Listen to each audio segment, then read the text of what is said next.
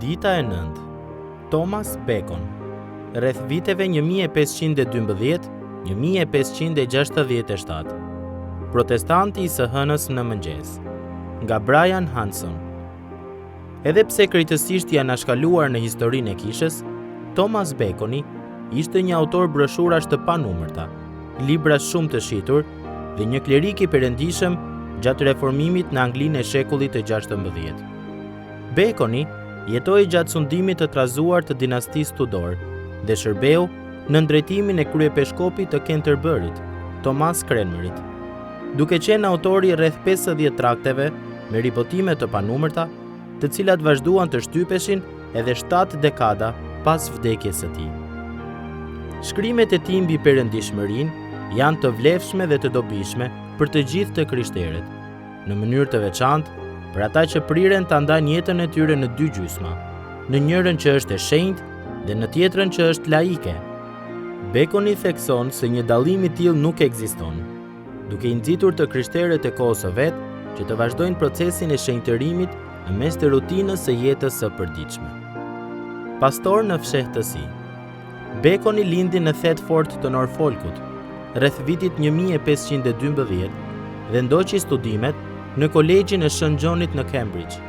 Këtu u prek thellë dhe sipas të gjitha gjasave u kthye në besim tek ndiqte mësimet e ndikuara prej luterianizmit, të një prej profesorëve të tij, Hugh Latimerit. Pas diplomimit të tij në teologji, Baconi u caktua në 2 ofiqe klerikale në jug të Anglisë, por pas shpalljes së 6 dekreteve në vitin 1539, Henry VIII I vuri në shënjestër ungjillorët duke I akuzuar për mosbindje dhe për herezi. Si rezultat, Baconi u arrestua në vitin 1541 për doktrinën e tij të ligë e të rreme.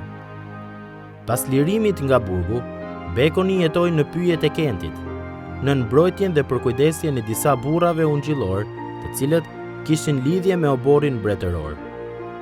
Gjatë kësaj kohe, Baconi prodhoi trakte të panumërta me pseudonimin Theodor Bazili, me qëllim që të mos identifikohej nga autoritetet lokale. Për shkak se përpjekjet e autoriteteve shtetërore nën urdhrat e Henrit VIII nuk rreshnin për ta arrestuar, Baconi u zhvendos në Anglinë qendrore, ku edhe u fsher për plot 4 vjet në përmale pa botuar ndonjë vepër tjetër. Mërgimi dhe kthimi në Adhe.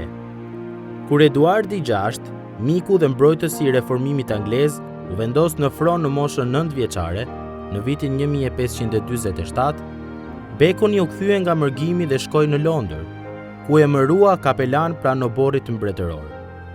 Rreth po asaj kohe, ai u bë rektor I famullisë prestigjioze të Shën Stefan Walbrookut në Londër. Megjithatë, me ardhjen në pushtet të Marisë së parë në vitin 1553, shumë ungjillor, përfshirë këtu edhe Baconi, u arrestuan. Më vonë e liruan, por për të mos rrezikuar më tepër, ai menjëherë u largua për në Strasburg, ku edhe ju bashkua një komuniteti ungjillorësh të tjerë anglez në mërgim. Prej andej u zhvendos në Frankfurt, ku dha ndihmën e vet për hartimin e një liturgjie të re për bashkësinë e mërgjimtarëve anglez. Kur u kthye nga Evropa në Angli, pas ardhjes në pushtet të Elizabetës së parë, Baconi u emërua në një varg ofiqesh kishtare, më së shumti në Londër, deri në vitin 1567, kur edhe ndërroi jetë. Perëndishmëri e përditshme. Një nga pikat themelore ku përqendrohej Baconi në broshurat e tij ishte se si të krishterët të arrinin perëndishmërinë dhe si ta integronin atë në jetën e tyre të përditshme. Së pari, Baconi thoshte se fjala e Perëndisë ishte e mjaftueshme për të gjithë të krishterët dhe se vetë ajo ishte katalizatori I shenjtërisë. Baconi përfytyronte një perandori angleze ku njerëzit mund të mësojnë që nga djepi, për ta njohur Perëndin, për ta kuptuar fjalën e tij, për ta nderuar atë si duhet, si dhe për të ecur në shtigjet e tij të shenjta.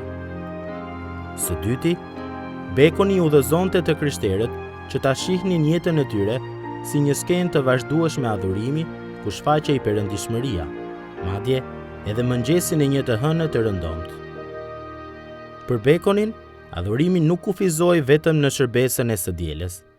Ai as nuk kufizoi në disa disiplina të caktuara frymërore, sikurse leximi i Biblës apo lutja.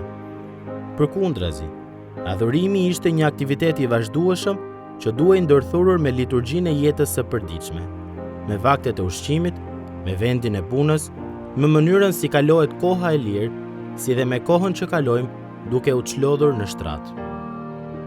Nuk ka punë laike. Baconi botoi 2 manual lutjeje që përmbanin lutje model për aktivitetet e veçanta gjatë ditës normale të një individi. Një prej këtyre manualeve përmbante shembuj lutjesh për ata që ushtronin profesione të caktuara, ku përfshiheshin qeveritarët, klerikët, tregtarët, juristët, marinarët, ushtarët, nënat dhe fëmijët. Baconi besonte se nuk ekzistonte një profesion më i rëndësishëm se sa të tjerët. Sipas tij, puna e këpucarit dhe robaqepsit ishte po aq e rëndësishme për mbretërinë e Perëndisë sa edhe ajo e juristit dhe qeveritarit, sepse ishte Perëndia ai që i thirri në profesionet e tyre. Megjithse ka të krishterë që janë anashkalojnë disa profesione, duke i quajtur si të parëndësishme, si dhe punën që nuk përfshihet në shërbes, e shohin si laike. Vlerësimi i të gjitha llojeve të punës nga Baconi, si punë të Perëndisë dhe për Perëndinë, është një ndreqje e nevojshme dhe mjaft nxitëse. Ne duhet ta përqafojmë thirrjen tonë dhe të bëhemi të vetëdijshëm për synimin përfundimtar të punës dhe profesionit tonë. Perëndishmëria përmes profesionit e bekon shoqërinë, me qëllim që të gjithë të njohin ty që je dhuruesi i të gjithë gjërave të mira dhe kështu të përlëvdojnë emrin tënd të shenjtë.